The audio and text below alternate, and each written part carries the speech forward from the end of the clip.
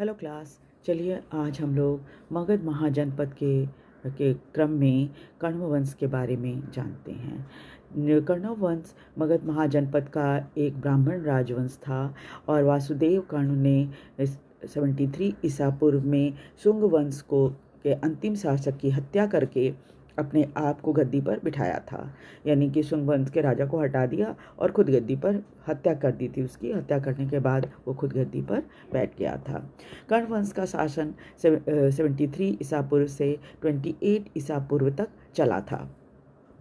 इसकी राजधानी पाटलिपुत्र भी थी।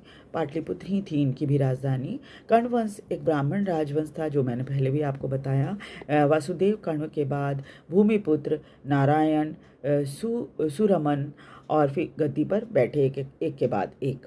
इनके शासनकाल में मगध साम्राज्य बस बिहार और उत्तर प्रदेश तक सीमित रह गया था। मौर्य वंश की तरह नहीं था कि लगभग पूरे भारत को उन्होंने कवर कर लिया था।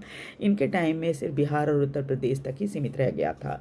कर्ण वंश में शुंग वंश की तरह अपनी वैदिक और संस्कृति के संरक्षण की परंपरा जारी रखी थी। यानी अभी भी ये ब्राह्मण लोगों में जो वैदिक और संस्कृति के रूप के लिए जो तरीके होते हैं पूजा पाठ की, उन्होंने इसको कायम रखा था।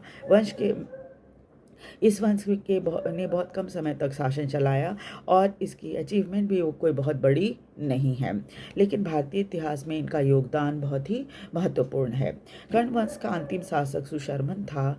उसने 40 ईसा पूर्व से 30 ईसा पूर्व तक शासन किया और इसके बाद इसकी हत्या सातवाहन वंश के संस्थापक सिमुक ने 30 ईसा पूर्व में कर दी थी।